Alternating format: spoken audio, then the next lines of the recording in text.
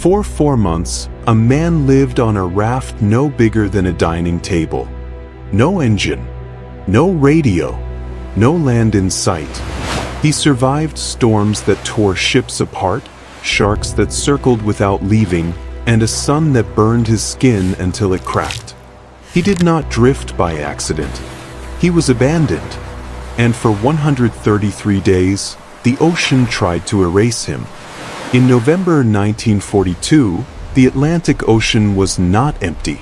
It was crowded with danger. World War II had turned shipping lanes into hunting grounds.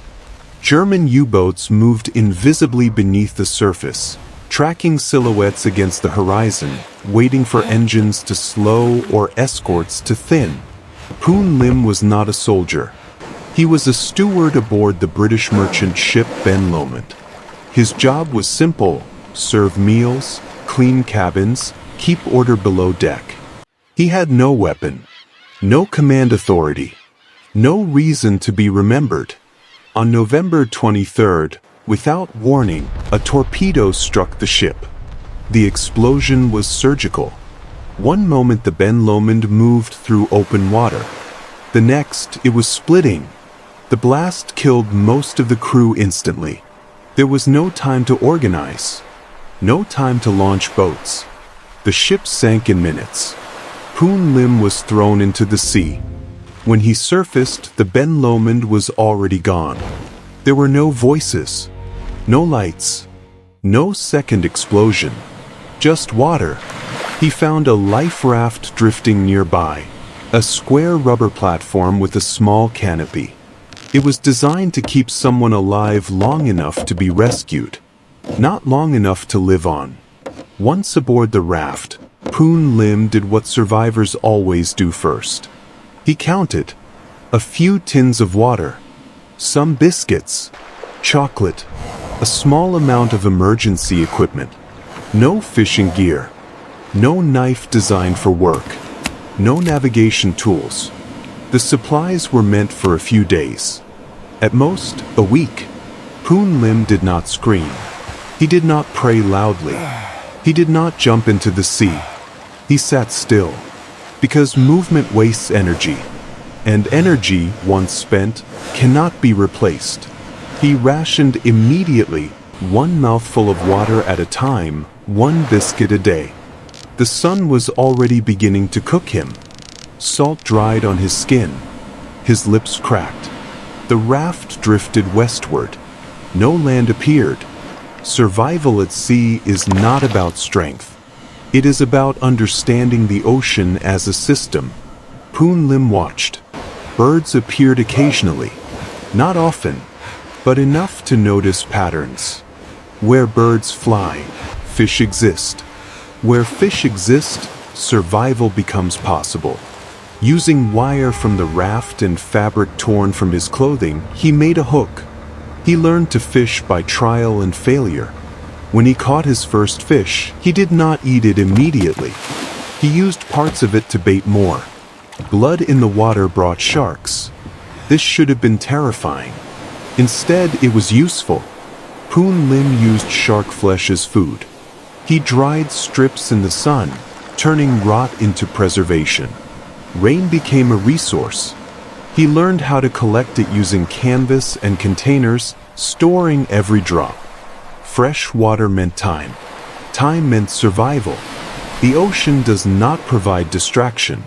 There are no landmarks, no progress markers. The horizon is a circle that never changes. Days lose meaning. Weeks blur. Poon Lim began marking time by habit, not certainty. He spoke aloud.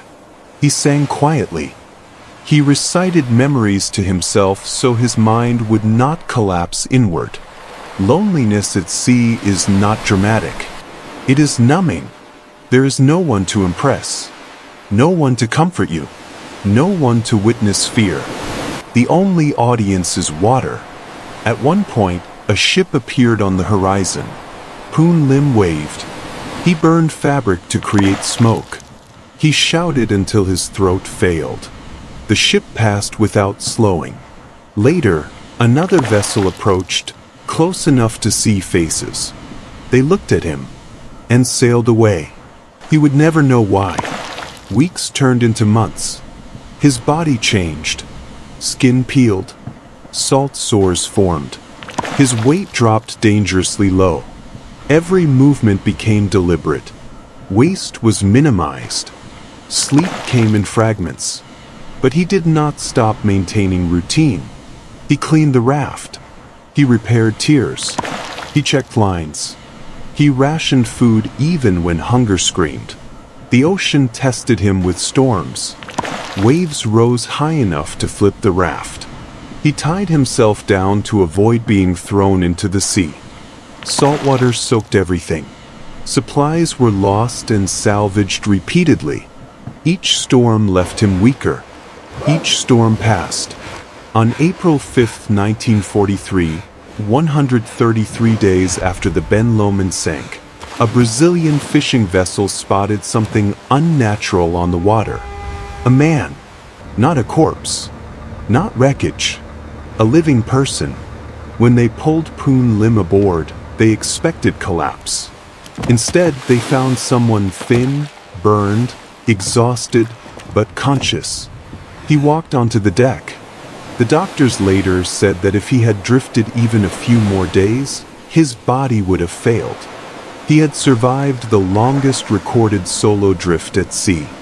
When the war ended, Poon Lim did not become famous in the way survivors sometimes do. He returned to ordinary life. But his survival changed maritime safety forever. The British Navy studied his methods and redesigned life rafts based on what he proved was possible. Not through heroics, through restraint, through attention, through refusal to panic. The ocean never cared who he was. It did not reward him for endurance. It did not punish him for fear. It simply waited. And for 133 days, Poon Lim refused to disappear. Survival is often imagined as strength overpowering danger. But most of the time, survival looks like something quieter. It looks like observation, like patience, like doing the same small things correctly over and over while the world offers no reassurance. On the open ocean, with nothing but water in every direction, one man proved that endurance is not loud. It is stubborn. If stories like this matter to you, consider supporting the channel. Like the video, subscribe, and join us for more true stories of survival, isolation, and the limits of human endurance.